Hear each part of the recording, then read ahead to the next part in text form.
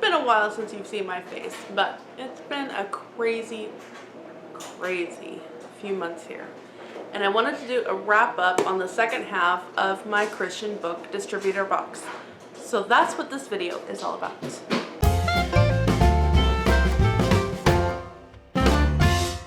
You're gonna get my hair down because it ain't cooperating. Say hello. Hi. Okay, go play. Okay. Bye. Bye. Okay, so let's talk a little bit about these books. It's going to be an interesting video, and let's get into why. So the first one I picked up was The Last Sacrifice. This looked amazing. It's about the time of Nero. They're out to get Peter, Paul, John. That's what they're trying to do. They're trying to get John, who's spreading the Revelation letters as it's happening now, what's going on, and as somebody that believes that a lot of Revelation was written for their times, I was really intrigued by this book and the fact that somebody is not writing from a left behind point of view, but this kind of point of view. So there's that caveat, and getting into it, I was like, I feel like there should be like another story leading up to this. Well, turns out there is. This is book 2. So there was that. That being said, it didn't read completely. You know how some books you're like, wait, how? And then you find out later it was a second book. It's like that, but it's not. I don't know how they did it. It just felt like there should have been a book 1, and then you find out that there is. However, this was a DNF. And it's a DNF because it's harsh. The breaking point for me, play on words there, was when a guy is being tortured. He is laid on this olive press. And they're talking about breaking his elbow bone. It just kept going, and I'm like, I cannot do this. I can't do this. There was much more than that. There is other torture, and I know that they literally had limbs torn from them, but there's something about saying that their limbs were torn from them, and the description of it happening. And at that point, I was done. I also forgot that there was another section of this book, and I did have to go and do some research, but it has to do with the fact that Nero had a male lover that he thought was like his wife, and yeah, you can look up that information too. And I just was like, no, this book is not for me, and I stopped reading it. So I forgot about that section, but that is also portrayed in here.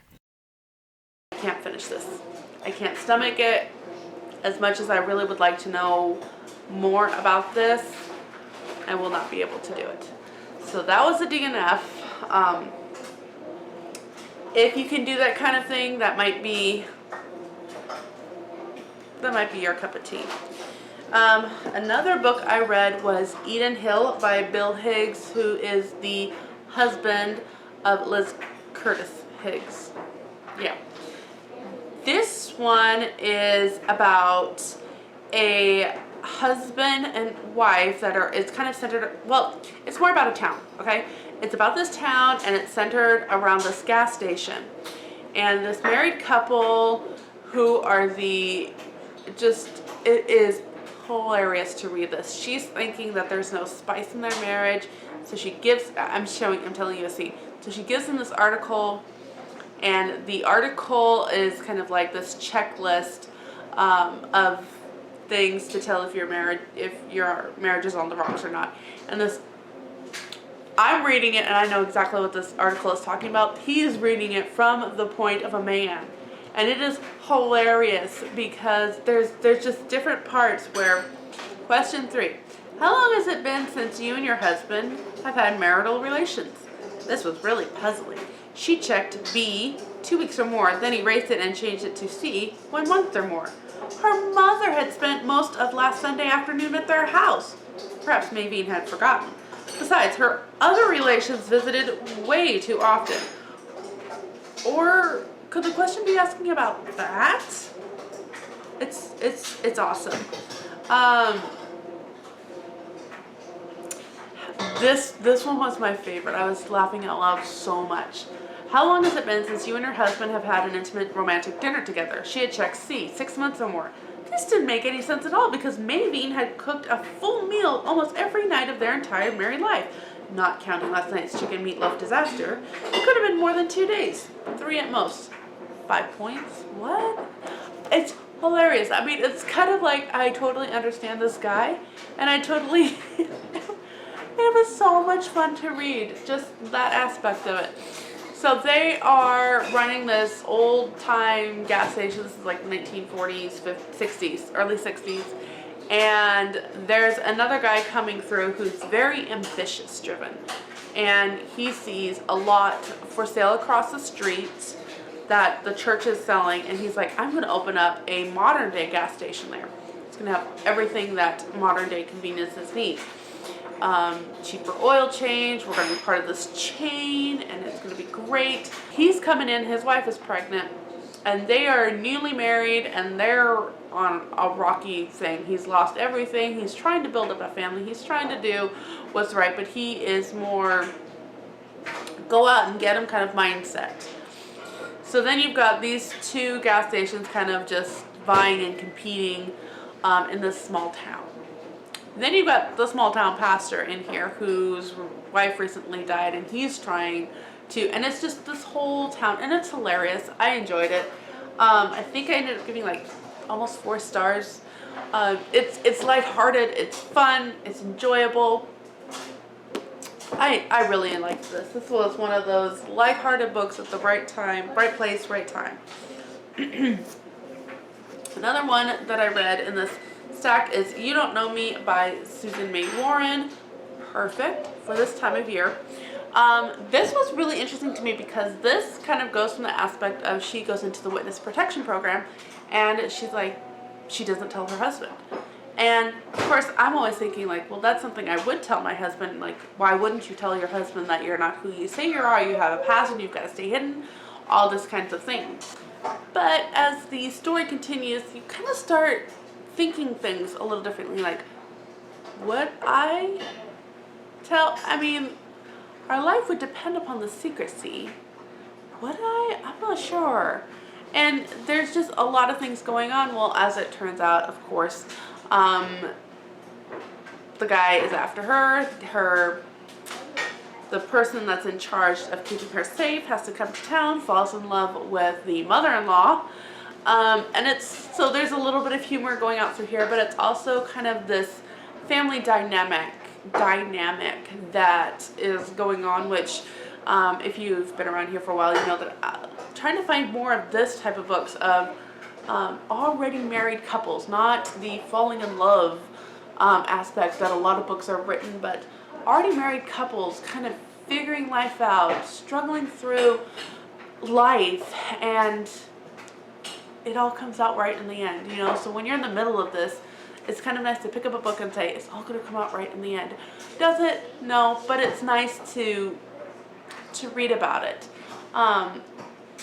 Just going to plug in another book here because I just also finished a book called Shattering Secrets, and that tells the story of what happens when a woman finds out that her husband had an affair many years ago when she's trying to find the kid's father.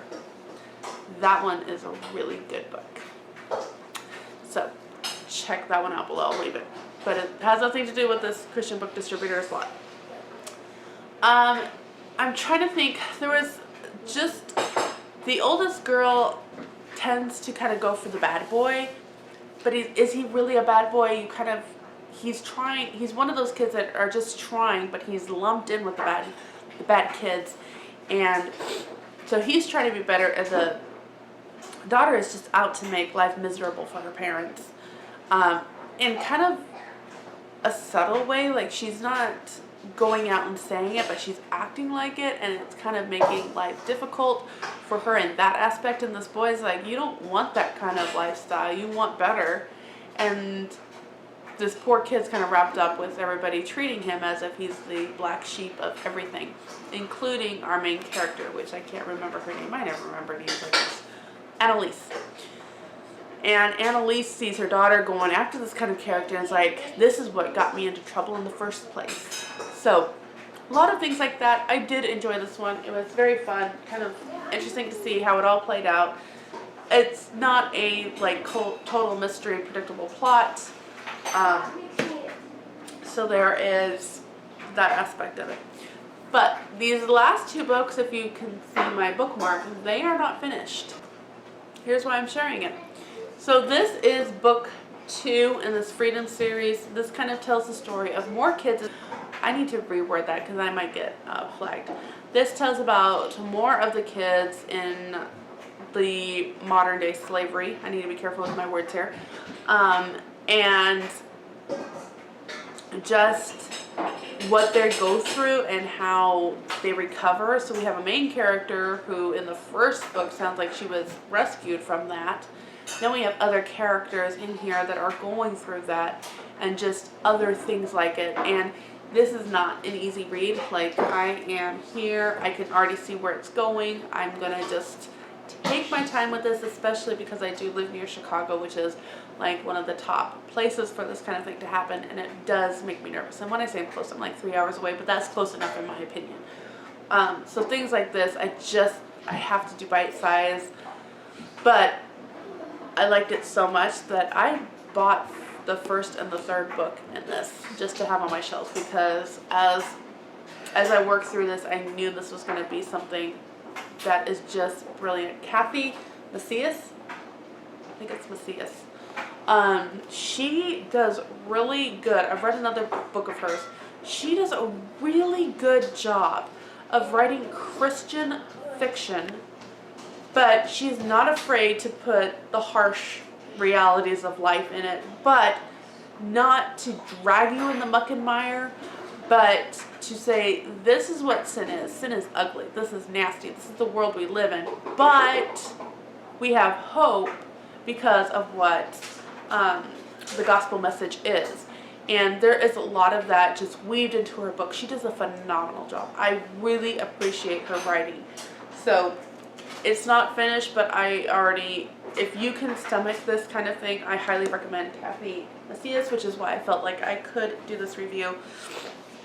This is another one of hers, and I'm not going to get any of the other books in this. I have not read enough to do an accurate review. I am on chapter 7, which is only like that far. But this one tells a story of Parthia. What is that called?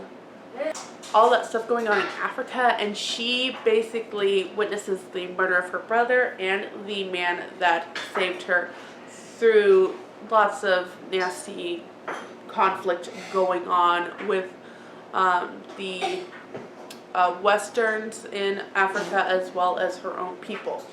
And again, this is going to be another one that's going to be really good, but you're getting this through our main character's eyes. Chioma, I think is Chioma.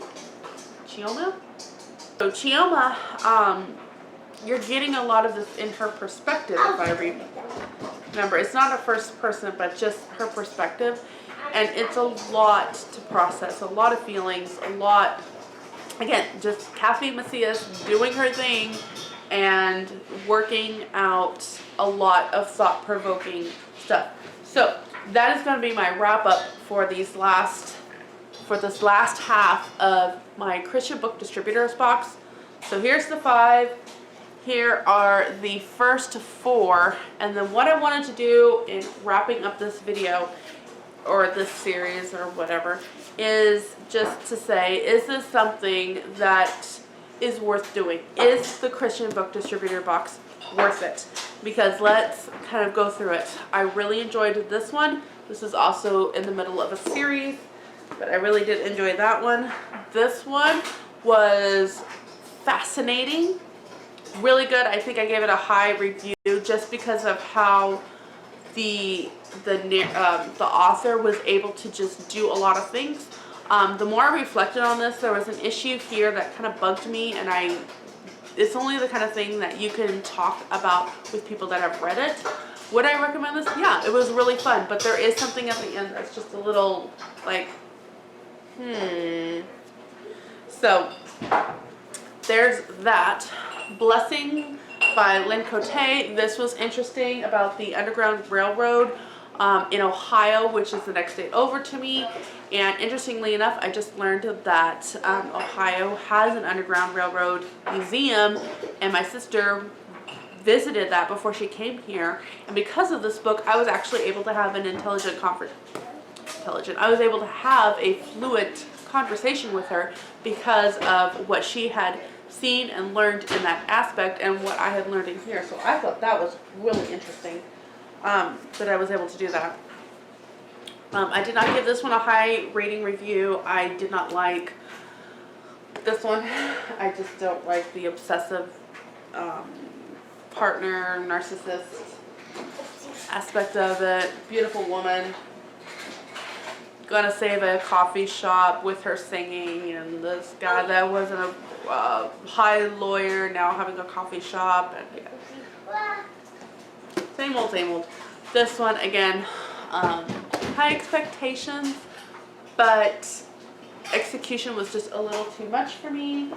One that's not here, I think we donated it already, and I didn't realize that until I went to make this video and gather up all of my books. Sister E, Private Eye was another one that I read and had some issues with that. You can go check out the videos that I have already filmed down below for that. These were really good, and obviously I would not have picked this up and read it necessarily unless it was in my box, and because of that I bought the first and the third book in the series. This was a fun one to read, and this was so much fun to read. So kind of looking at, we have 5 here that were fun to read. They were really enjoyable. Not necessarily ones I would pick up and just start reading.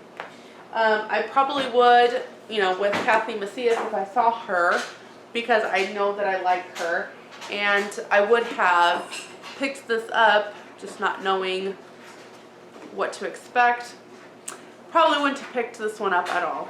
I'll be real. Even like reading the back, it's just not something. These ones, kind of if or off. So let's just say like 2 really, really good ones that out of the whole bunch, I'm like, yes, everybody, go read these. Go read these. Okay, so each book is at least $9.99. That's kind of what you're looking at when you're looking at a new book, especially from Christian Book Distributors. Okay, so for a $20 here, and I paid $10 for all these plus another one.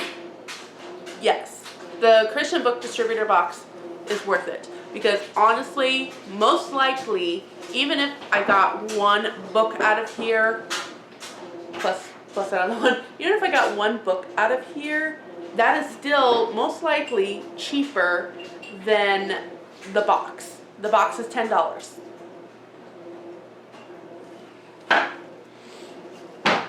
Box is $10. It's really worth the investment. The only negative thing I will say about that box, we did order a second one. I think I also filmed that. And there was 3 or 4 books in there that I had gotten in this first box, or one I had already had. Okay, 3 or 4. That means 6 or 7 books I haven't read, haven't experienced. $60, $70 if I went out and got it new. At my Christian bookstore just down the street, most of these books are $15.99 or more. So, is this book box, grab box, worth it? Absolutely. If this is something that you would like to try to find new authors, try to experience some different genres that maybe you wouldn't normally pick up? Absolutely. I had so much fun with this. This isn't something that I would normally just gravitate towards. It's adorable. It's an adorable cover.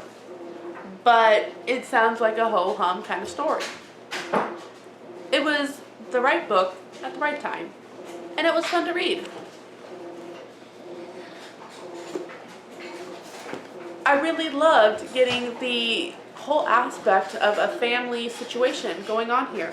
Never heard of this author. Never heard of it. I know that Catholics also look for books that kind of represent them. I'm pretty sure this family is Catholic. So if you're looking for that, there's this one. But I really enjoyed family aspects. Another thing about this box that I got that I appreciate. There is not an overabundance of historical fiction here. There isn't even a whole lot of romance here. There's a little, but they did a really good job of trying to create a very diverse collection of books. So that's my review on this. And that is a wrap up that I'm going to do on this first Christian Distributor box. We'll see if I do a review on the another one, on like a whole collective review on the other box. We'll see.